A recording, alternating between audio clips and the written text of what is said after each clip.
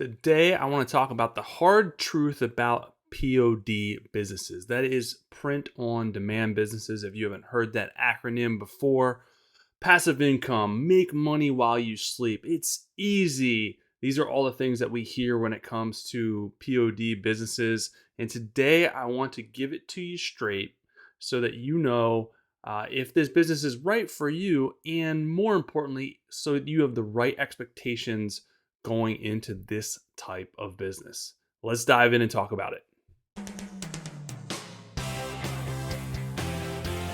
Everyone, welcome back to the podcast. Glad to be back with you. As always, I'm LL, your host and your guide through your Etsy and handmade journey. As we dive into 2023, I want to bring you something that is a little bit more controversial in nature, and it's something that's really out there a lot more today than it's been before, which is print on demand businesses, POD businesses.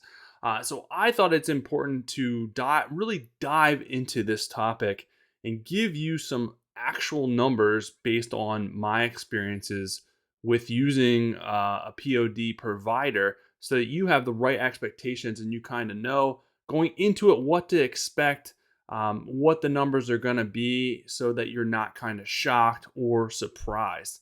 The truth of the matter is that POD businesses have become hugely popular because it's become really easy to set them up. You don't need any inventory. You don't need any machinery.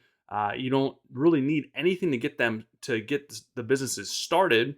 And most of the companies now, there's a lot of companies actually that integrate with Etsy or other platforms that actually will just integrate. You put the products out there, and the companies will send out the items for you. You don't have to ship stuff. You don't have to package stuff. You don't have to make stuff. All you have to do is set up the product and design the items that you're selling. So it's super, super easy to do.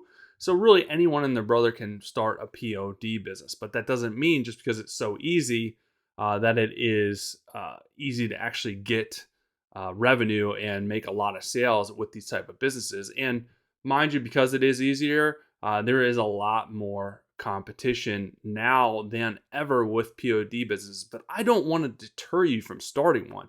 If you have a great idea, if you have a great niche, if you're good at what you're doing, you could still make money doing a POD business. I just want you to know that out of the gate, it's a little bit tougher to make money with a POD business than running your own business. And that is more of the norm, but that's not always the case. There are plenty of POD businesses out there that make a lot of money, that do really well. And I'm not saying that you can't be one of those businesses. Again, I want to give you the right expectations going into it and not blow smoke up your butt and tell you that, oh, start a POD business and you're going to make $100,000 in a year. Your first year, it's easy, it's simple. It's not. It's still work. It's still a grind. You still have to know what you're doing with your POD business. So you still got to work and work and work at it long before you start to make a substantial amount of revenue, a substantial amount of income. The same goes with running your business where you make your own products. It's still the same type of grind. It's just there is a difference when it comes to the actual numbers, the actual profit margin numbers. I'm going to break all that out for you today. So this is going to be kind of a math episode, I guess. But if you're interested in the POD business, this is an episode you're going to want to listen to. Even if you're in where you're making your own stuff, this is still a good episode because I'm going to show you how to break out all of your profit margins and the numbers to pay attention to so you guys know exactly how you're doing in your business, because this is the numbers that you should do time and time again, so you know your profits, you know where your money is going and how much money you're making, what you're spending your money on. So this is a good episode too. All right, moving on to talk about the actual profit margins when it comes to POD versus my own business. So really what I want to dive into today is talk about the actual how the profit margin varies versus running a POD business versus running your own business. A lot of times the major difference with a POD business is you don't have the extra cost, the other upfront costs of buying equipment, less time, production costs, shipping costs. So those are things that you do save when it comes to a POD business. But once you start and you get things off the ground in your other business, those costs will diminish. So POD is a lot less of an upfront cost. So we're going to skip forward. I'm going to talk about the numbers as if you already have all that equipment and stuff in place for your own business. And then I'm going to talk about the POD numbers as well. So basically, I'm going to pit the two against each other. I'm going to talk specifically about POD for graphic shirts versus running my own business for screen printing. So you can do, a lot of people do clothing, POD for clothing, art, all kinds of stuff like that. I'm going to talk about the specific numbers because I've done it both. I have done POD for my clothing, and then I've also primarily printed most of my stuff. So some designs I outsource depending on the complexity, but 99% of my business and my revenue is generated through my own screen printing, my own shop that I go out there most days and print and ship and pack and take them to the post office. All right, so here is the differences. And I used Alora's profit margin or Etsy fee calculator, which shows you your profit margin. I'm going to link to it below if you guys want to use it. It's completely free. You don't have to sign up for Alora to use it. But I always recommend signing up for Alora because you can use it for keyword research, email marketing, all kinds of great stuff for your Etsy business. I love Alora. Enough about that. I'm not going to talk about my love relationship with Alora, but it is fantastic if you are a serious Etsy seller. So let's give you the scenario here. The scenario is I'm selling a graphic t-shirt for $25. That is around the average cost that I sell them for. So I'm going to do a lot of averages here. So you have a POD business on one hand, and then I have my actual business on the other hand. I'm going to talk about the profit margins for both. So let's talk about POD first. So selling a t-shirt for $25 on the print on demand provider I use, which is Printful. There's many out there. Printful integrates with Etsy. A lot of people use it. It is about $13.55 for a t-shirt. Now this is just t-shirts. You can do sweaters, all kinds of different stuff. So I'm just doing t-shirts. So $13.55. Cost that they charge to ship out that shirt is $3.99. So that brings the total cost for using Printful is $17.54. So I'm selling it for $25. The total cost to use Printful is $17.54. And then Etsy charges fees on that. So with the Etsy fees included, that is another $2.83. So all the Printful costs plus the Etsy fees brings my profit margin on a $25 shirt with free shipping, mind you. I forgot to mention that. So I'm doing free. This is the free shipping scenario. So with all the fees and the fees that Printful charges, that I will end up with a profit margin of 19% or $4.64. All right, so 19%. I mean, it's not bad, but it'd be nice if it was better. So now if I'm doing, let's just say I do $2.99 shipping, which I usually do, that will bring the profit margin up to 26%. And that usually I do free shipping over $35. Anything less, it's $2.99.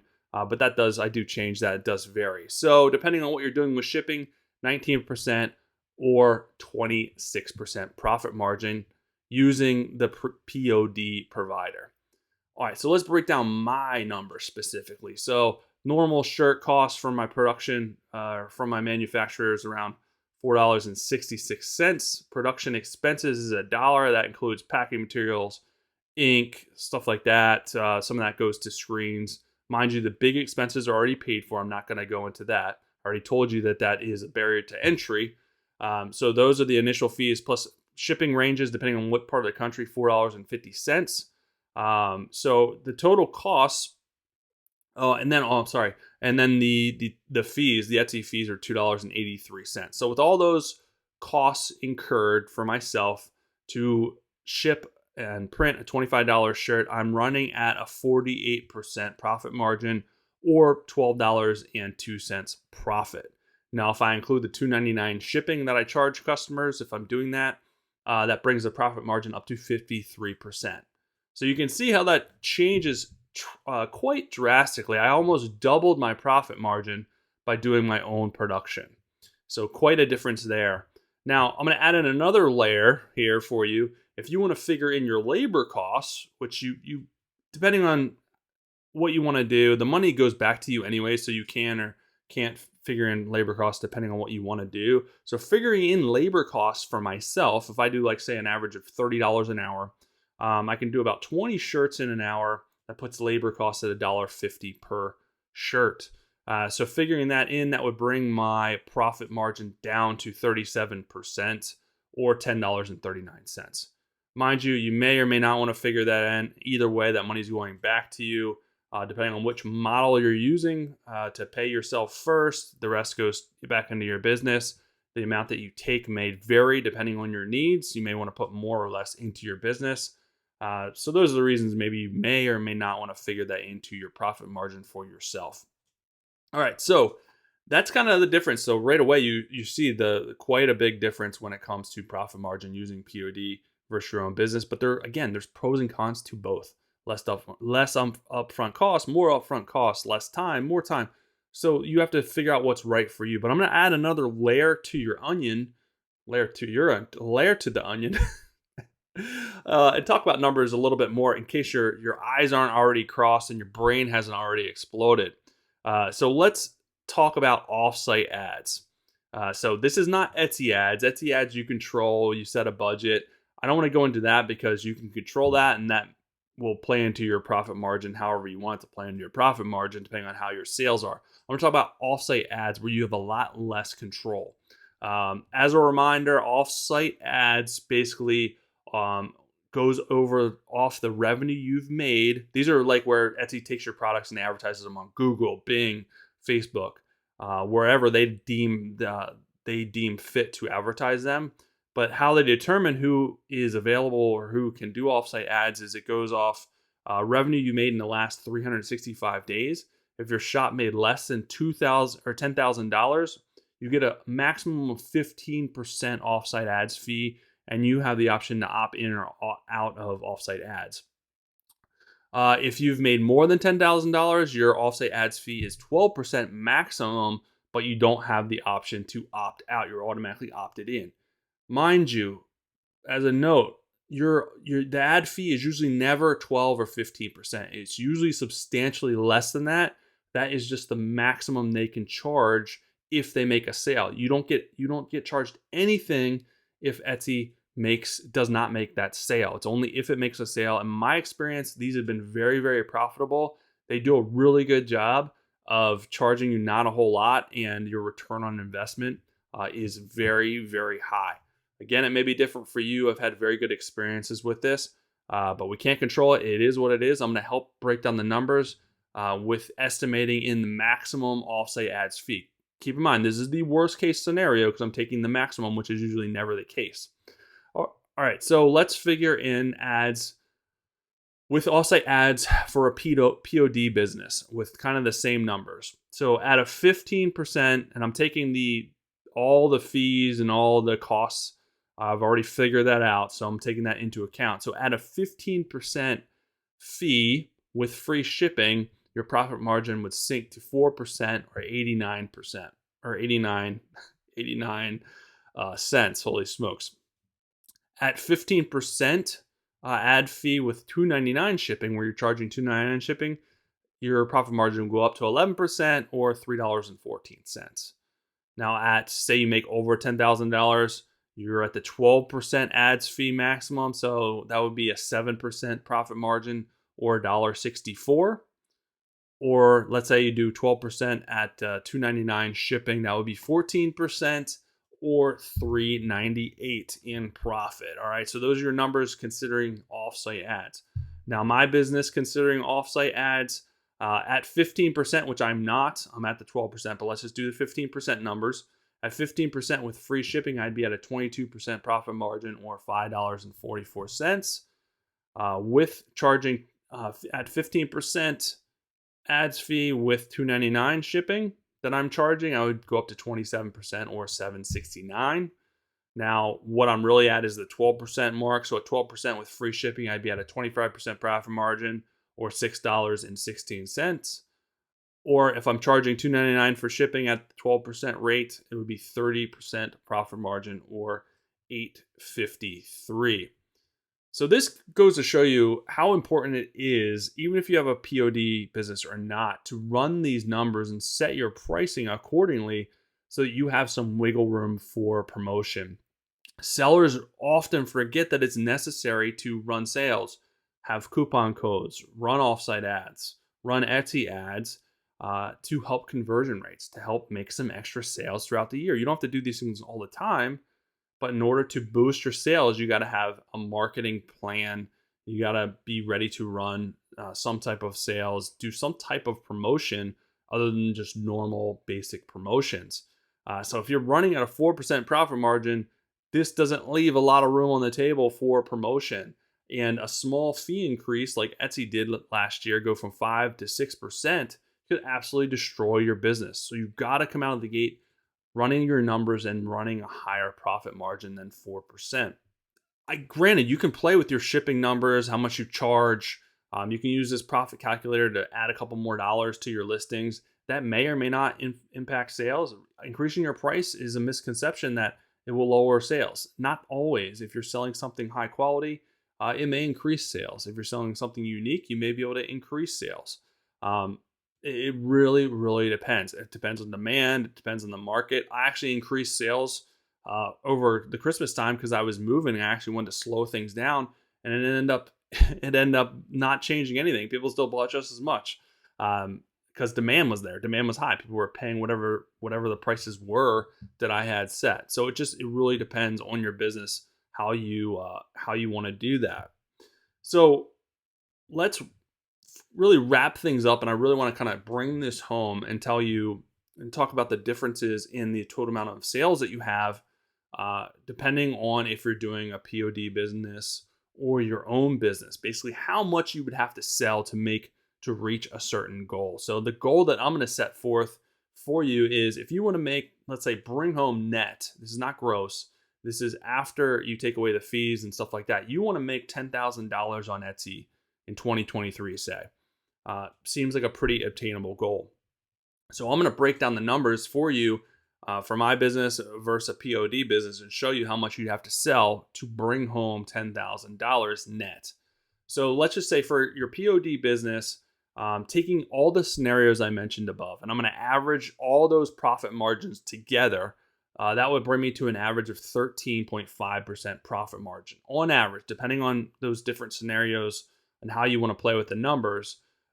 To bring home $10,000, I would have to gross $74,000 in sales to bring home at that 13.5% profit margin. So I'd have to make $74,000 in sales.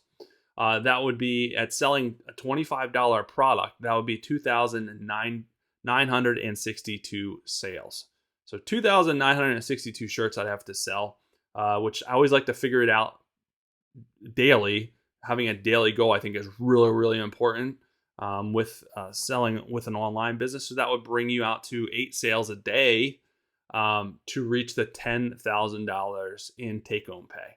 So 8 sales a day, I think, is a pretty good goal. When I started, after things started picking up, my goal became 10 sales a day. But you'd have to make 8 sales a day for a whole year on average to just bring home $10,000. So that seems like a lot for a little. Again, this is going to be more passive. It's less work involved.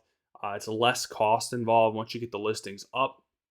You're not going to have to really do much work. Mind you, you're still going to do a lot of SEO work, a lot of things behind the scenes to get these sales. And you're going to have a lot of sales to reach your goal. But that's kind of going to give you an idea of what you'd have to do to reach a goal of $10,000. So my business, with an average profit margin of all the scenarios that I presented, because it does vary, would be a profit margin of 35%. I'd have to sell $28,571 worth of stuff.